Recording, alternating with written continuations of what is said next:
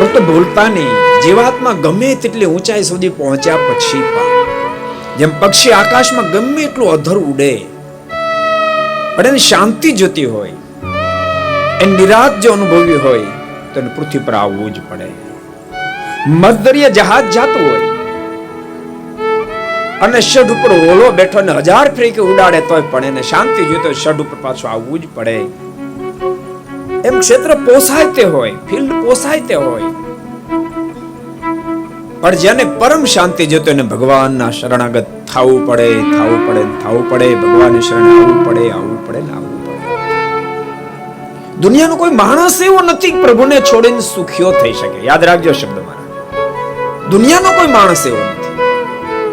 પછી ભલે અલગ અલગ નામથી પુકારતા હોય, કોઈ ભગવાન કહે, ખુદા કે, કોઈ ગોડ કે, પણ આખી વાત એક ની એક છે.